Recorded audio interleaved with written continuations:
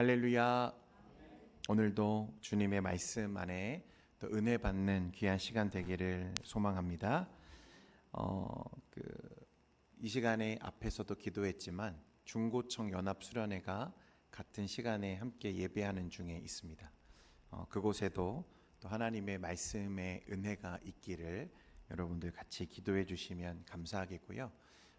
우리 예수와 찬양팀과 또 우리 청년들, 우리 학생들 다 연합해서 함께 예배를 섬기고 있고, 또 우리 예배는 또 우리 예수와 찬양팀이 함께 또 섬겨주고 계시는데, 우리 예배를 섬겨주시는 분들에게 참 너무 감사한 것 같아요. 네, 그래서 여러분들 같이 또 우리가 은혜 받으면서 함께 격려하고 같이 세워져 가는 우리 모두가 되기를 간절히 소망합니다.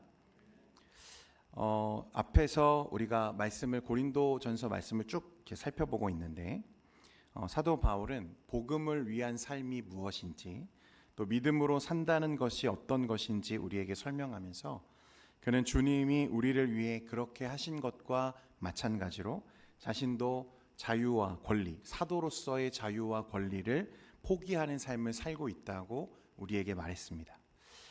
오늘 고린도전서 이제 10장은 그러나 이제 복음 없는 신앙, 믿음 없는 신앙이 얼마나 허탄한 것인지를 우리에게 말씀하는 본문인데요.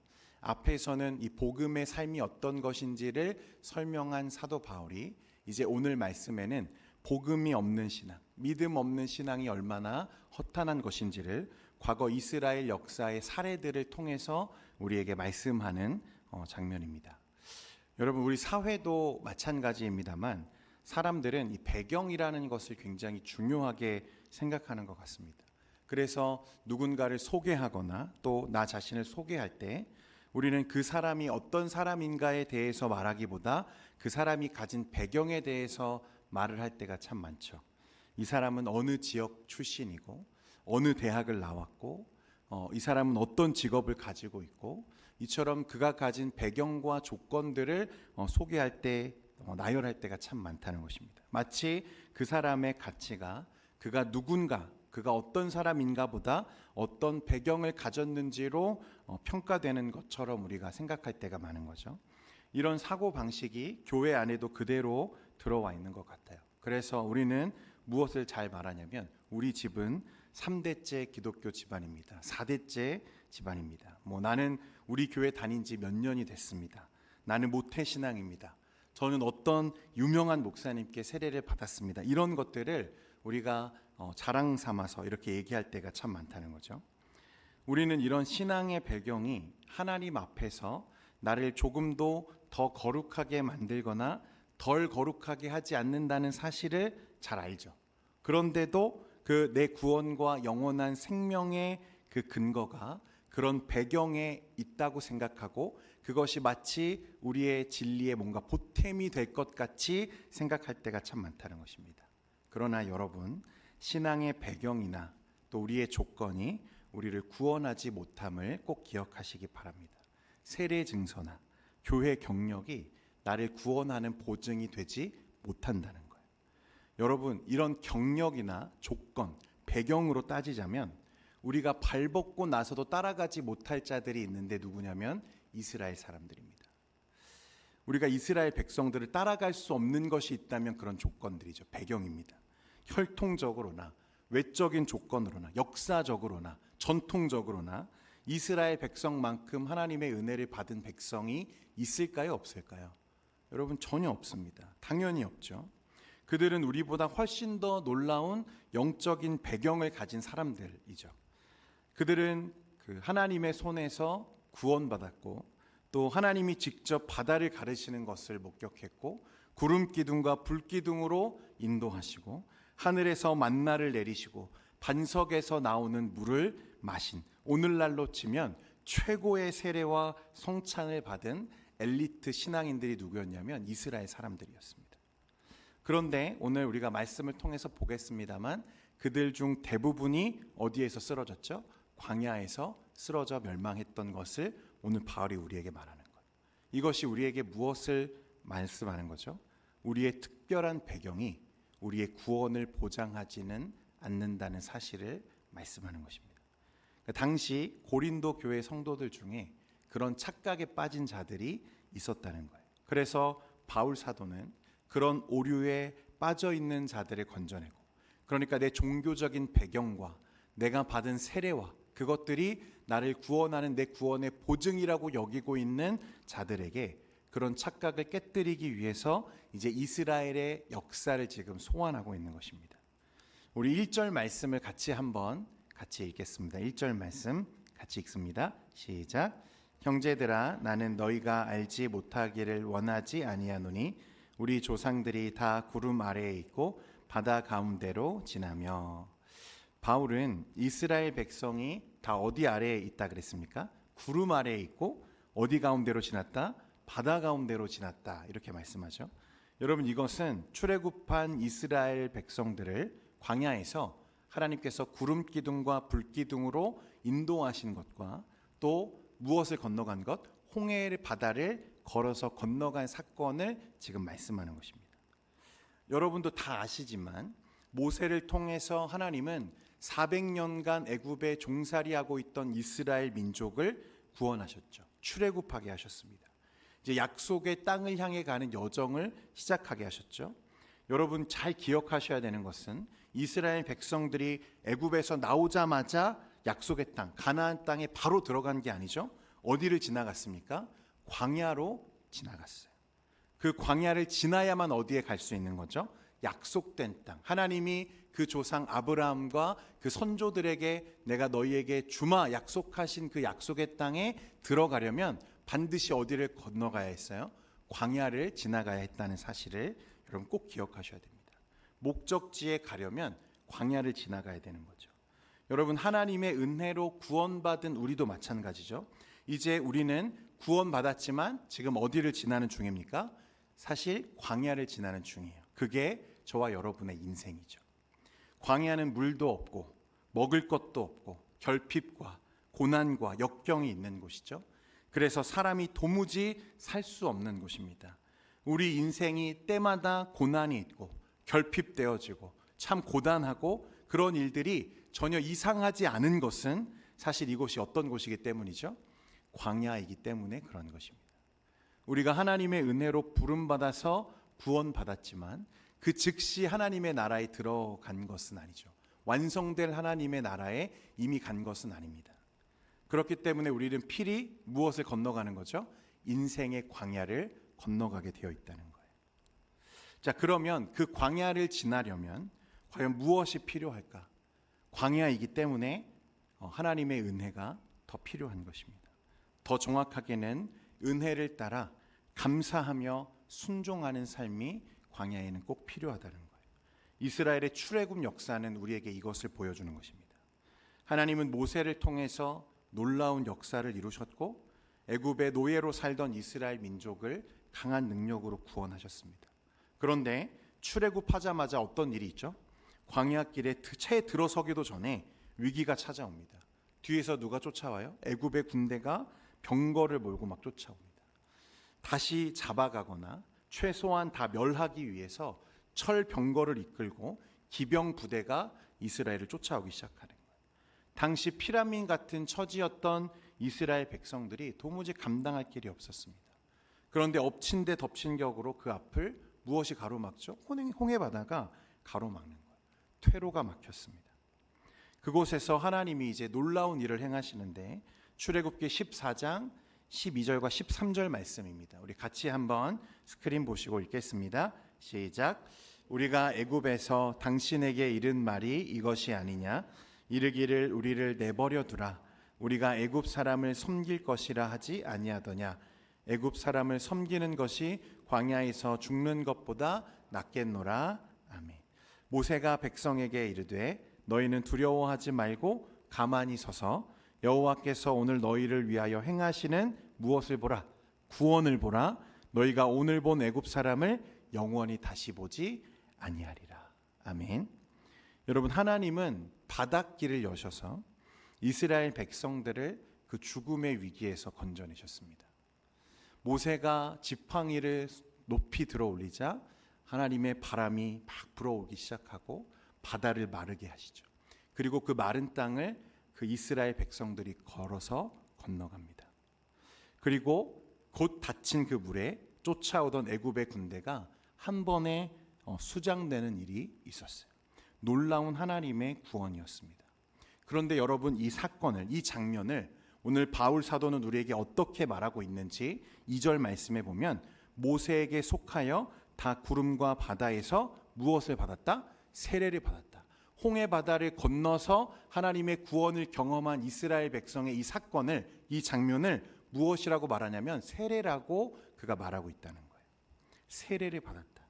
그러니까 이스라엘이 홍해 바다를 건너며 하나님으로부터 구원받은 그 은혜의 사건을 우리 바울 선생님은 세례라고 지금 해석하고 있다는 거예요.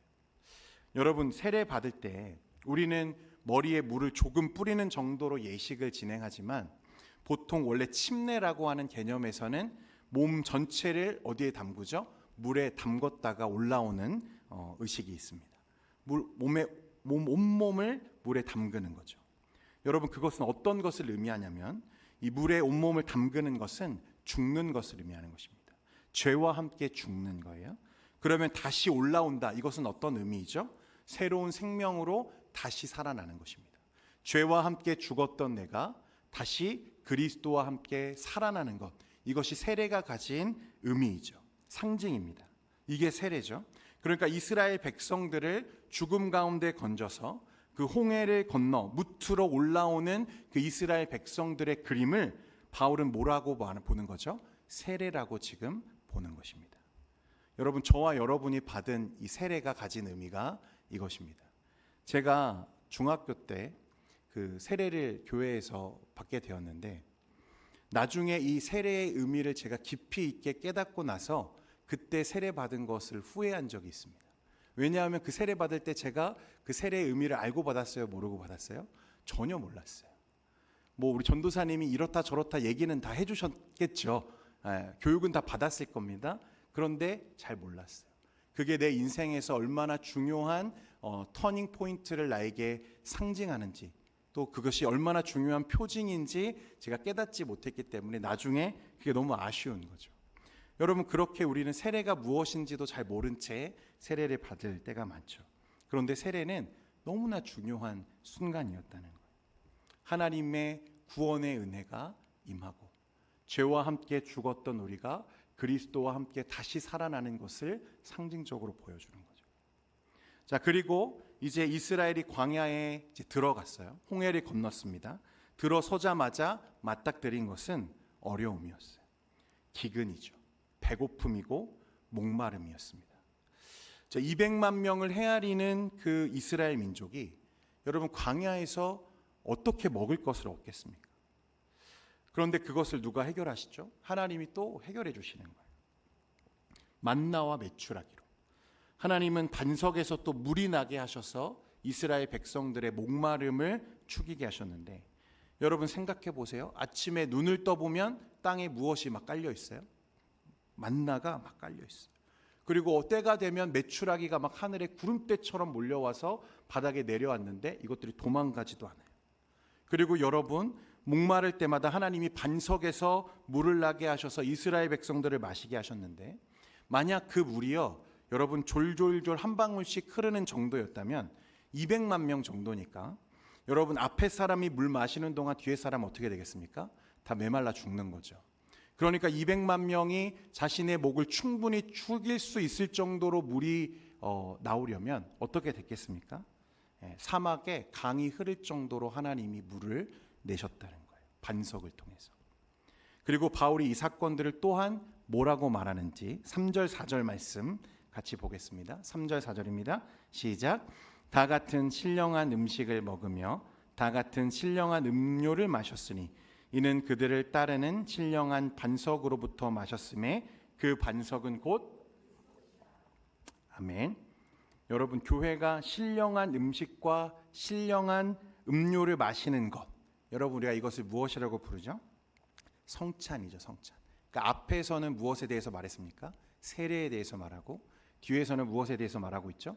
성찬에 대해서 말하고 있죠. 그러니까 이스라엘 백성들은 광야에서 지금 무엇을 경험했다는 거예요?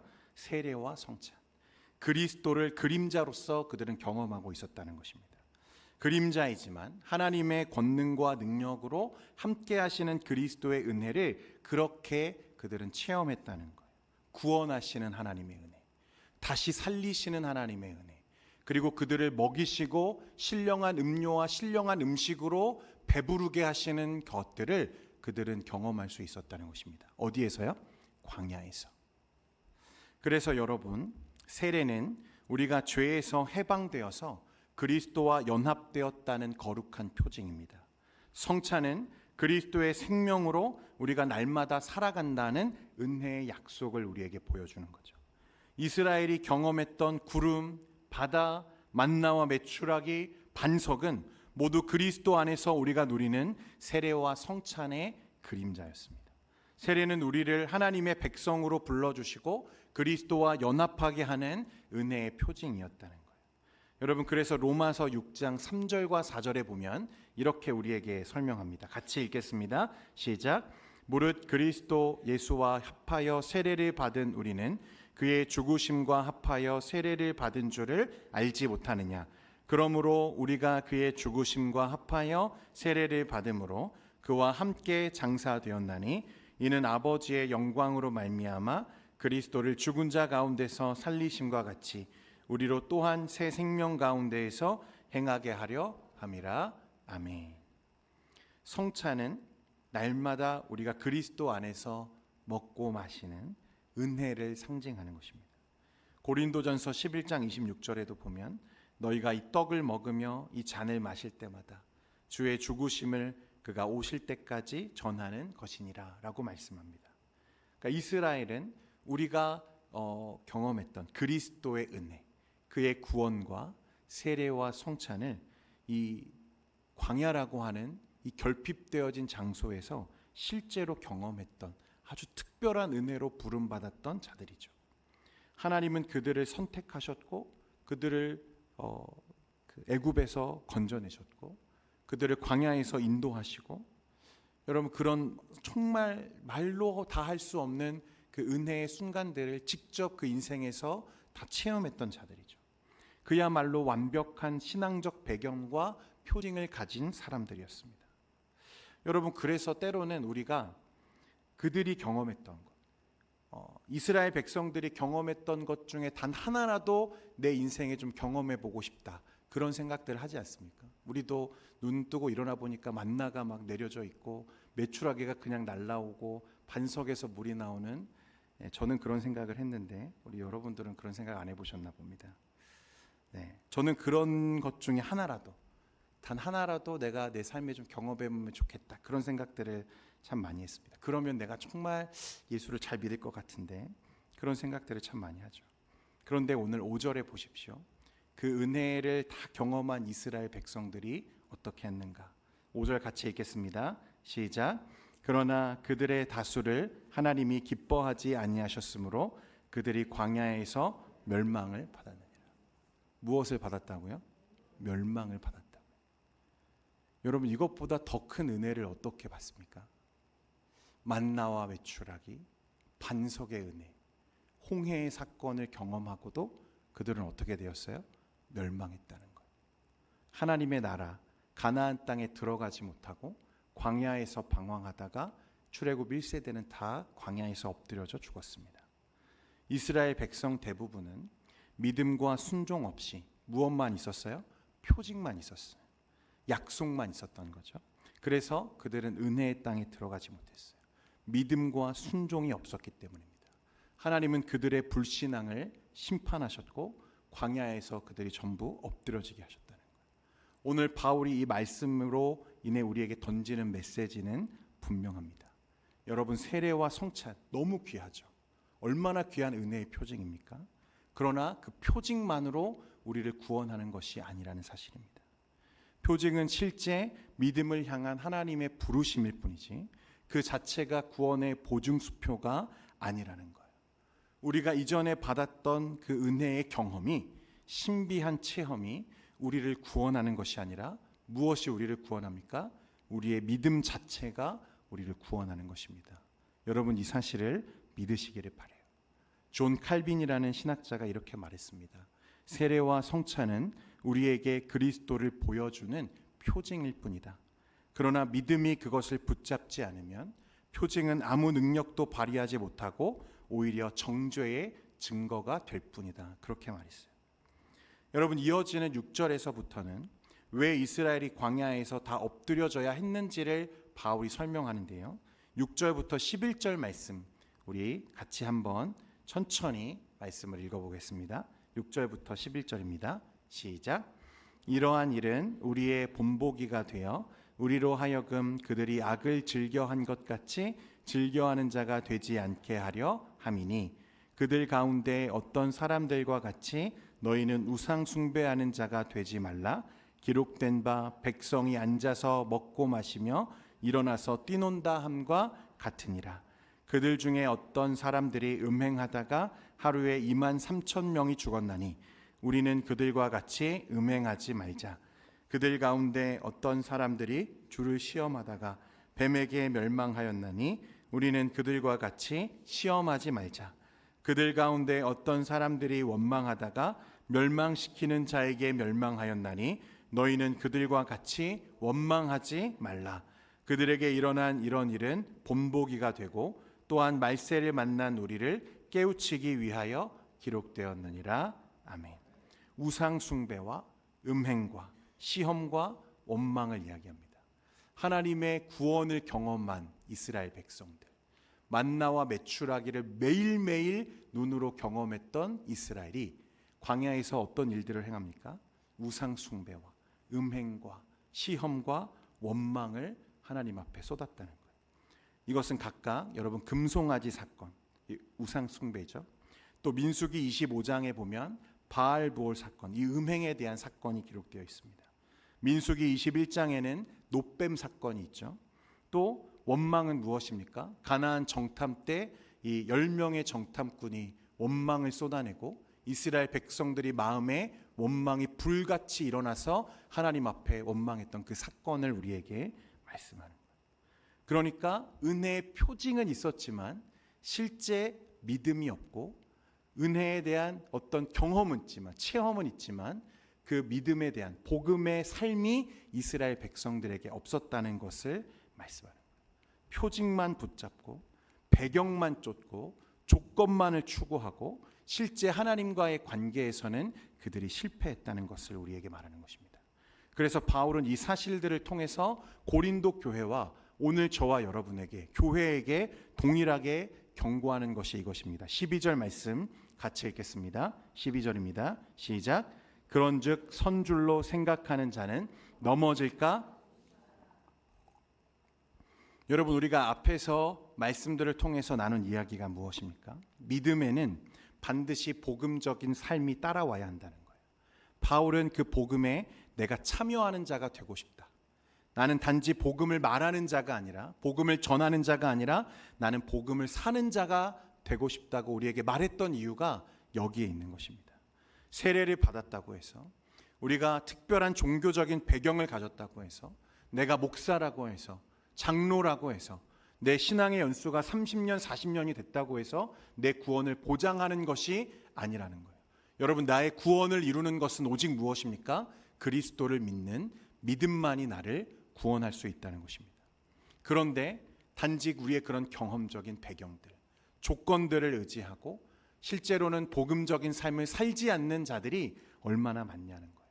당시 고린도 교회에도 오늘날 이 시대의 교회 가운데에도 너무나 많다는 것입니다. 로이드 존스 목사님이 그런 말을 했어요. 교회 안에는 세례는 받았지만 그리스도와는 전혀 관계없는 사람들이 많다. 세례는 그리스도께 속했다는 선언이지 구원의 자동 보증이 아니다. 이렇게 말했습니다. 사랑하는 성도 여러분, 우리가 이 시간에 다시 새롭게 우리의 마음을 좀 점검할 수 있기를 원하는데요. 저와 여러분은 모세가 아니라 그리스도로 말미암아 성령의 세례를 받은 줄 믿습니다. 여러분 믿으십니까? 다시요, 모세가 아니에요. 모세 정도가 아니라 우리는 그리스도 안에서 성령으로 세례받은 자들임을 여러분 기억하시기를 바랍니다. 세례는 무엇이라고 했습니까? 옛사람, 죄가 그리스도와 함께 죽고 다시 그리스도와 함께 살아나는 것을 말하는 거예요. 그래서 이제 그리스도 안에 있는 자들은 여러분 다시 하나님의 생명으로 새롭게 재창조되었으므로 이전과 전혀 다른 복음의 질서, 복음의 가치, 말씀의 기준으로 살아가는 자들이 되어야 함을 우리에게 말하는 것입니다. 갈라디아서 2장 20절에 내가 그리스도와 함께 십자가에 못 박혔나니 그런즉 이제는 내가 사는 것이 아니요 오직 내 안에 누가 사시는 것이라? 그리스도께서 사시는 것이라. 이제 내가 육체 가운데 사는 것은 나를 사랑하사 나를 위하여 자기 자신을 버리신 하나님의 아들을 믿는 믿음 안에서 사는 것이라. 할렐루야. 자세히 보세요. 하나님의 아들을 믿는 믿음 안에서 어떻게 하는 것이라? 사는 것이라. 사는 것이다. 여러분, 믿음은 사는 것입니다. 할렐루야. 여러분, 이게 너무 중요한 거예요. 세례는 우리가 죄와 함께 죽었다가 그리스도 안에서 다시 사는 거예요. 새로운 생명으로 살게 된 것입니다. 그래서 이전에 세례를 받기 전에는 나를 의지하고 내 배경을 의지하고 내 조건을 따라 살았다면 이제 그리스도 안에서 세례받은 자들은 믿음으로 사는 삶을 살기 시작해야 되는 거예요. 그러므로 여러분, 그리스도 안에서 성령으로 세례받은 저와 여러분은 이제 믿음 안에서 믿음으로 사는 자들이 되었다는 사실을 견고히 세우시기를 바랍니다. 믿음으로 사는 거예요. 그 믿음은 나를 의지하고 나의 배경을 의지하고 나의 어떤 조건을 의지하는 것이 아니라 누구를 의지하는 것입니까? 그리스도를 전적으로 온전히 의지하는 것입니다. 그리스도를 따르는 거예요. 그런데 세례는 받았는데 교회는 열심히 다녔는데 믿음으로 살지를 않아요. 복음이 없어요. 여러분, 그 세례가 진짜일까요? 가짜일까요? 오늘 바울은 우리에게 이것을 묻고 있는 것입니다.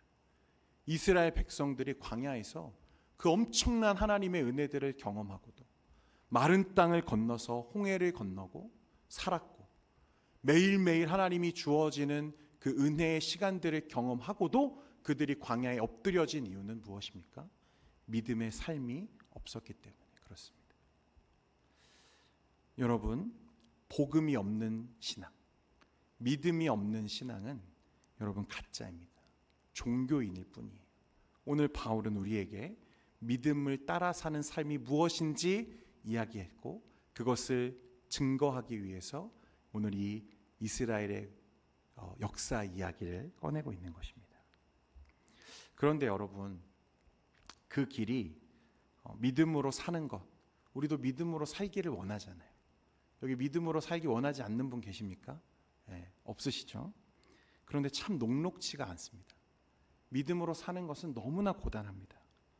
그리스도와 함께하는 그 여정이 사실 우리가 기대할 때는 어려움이 없을 것 같고 은혜만 충만할 것 같고 늘 기쁨이 넘칠 것 같은데 실제로 그리스도와 함께 걸어가는 그 여정이 참 힘듭니다. 여러분, 그런데 왜 그렇죠? 우리가 지금 어디에 서 있기 때문에 그렇습니까? 광야에 서 있기 때문에 그런 것입니다. 우리 인생 자체가 광야죠. 믿음으로 살아도 그건 변하지 않는 것입니다. 믿음으로 우리가 구원받았어도 우리가 광야 인생길을 건너가야 된다는 거예요. 너무나 가혹한 환경입니다. 힘이 들고 고단하고 때로는 넘어질 때도 있고 실수할 때도 참 많습니다. 결핍되어진 장소죠. 바울은 광야의 길을 이제 믿음으로 걸어야 하는 성도들에게 그래서 어떻게 말씀하냐면 오늘 이 13절을 말씀하는데 여러분, 오늘 이 13절을 여러분들이 잘 새길 수 있기를 바랍니다. 13절 말씀 같이 한번 읽겠습니다. 같이 읽습니다. 시작. 사람이 감당할 시험 밖에는 너희가 당한 것이 없나니 오직 하나님은 미쁘사 너희가 감당하지 못할 시험 당함을 허락하지 아니하시고 시험 당할 즈음에 또한 피할 길을 내사 너희로 능히 감당하게 하시느니라. 아멘. 여러분, 시험이 없다는 말이 아닙니다. 하나님이 주시는 시험이 없다는 게 아니에요. 그리고 그 시험, 여러분들이 지금 겪고 있는 그 어려움이 별로 대단하지 않다는 것도 결코 아닙니다. 그러나 아무리 큰 시험과 역경도 하나님은 미쁘사 그랬어요. 이게 어떤 의미냐면 하나님은 신실하시다는 말입니다. 그러니까 그 현실의 문제가 아무리 커도 우리 하나님보다 크지 않다는 사실을 우리에게 이야기하는 것입니다. 여러분 광야이기 때문에 오늘 그 광야를 살아가는 저와 여러분의 인생에 누가 간절히 필요한 거죠? 하나님이 필요한 거예요. 그리스도가 필요한 줄 믿습니다. 그 결핍과 고난을 믿음 안에서 감사와 순종으로 살아낼 때 여러분 하나님이 여러분과 함께 하십니다. 여러분 이 사실을 꼭 믿으셨으면 좋겠어요. 혹시 여러분 그 인생의 광야 길을 걷고 계시는, 그래서 너무나 어려운 또 결핍되어진 고난의 시간들을 지금 살고 계시는 우리 성도님들이 있다면 여러분 오늘 그 그리스도의 은혜를 가지고 믿음으로 살아낼 수 있기를 주님의 이름으로 축원드립니다. 그리스도 안에서 성령으로 세례받은 자답게 이제는 나의 배경이 아니라 오직 하나님과의 관계, 하나님 안에서만 정립될 수 있는, 정의될 수 있는 관계, 그래서 광야에서만 누릴 수 있는 그 하나님의 은혜를 사모하며 고단하지만 결핍이 있고 어렵지만 시험이 있어서 때로는 넘어질 수 있지만 그 길을 나와 신실하게 믿으사 늘 함께 하시는 하나님으로 말미암아 이 시험도 지나가게 될 것을 믿고, 그리고 그런 시험이 아무리 크더라도 내가 감당할 수 없는 그런 시험이라 할지라도 하나님께서 길을 여시고 또 반석에서 물을 내시고 나를 먹이시고 입히실 것을 믿음으로 여러분 걸어갈 수 있기를 바랍니다. 광야길은 길이 있어서 걷는 것이 아닙니다. 하나님이 함께 걸으시기 때문에 걷는 것입니다. 여러분 그 길을 이제 믿음으로 걸어갈 수 있는 저와 여러분 되기를 소망합니다.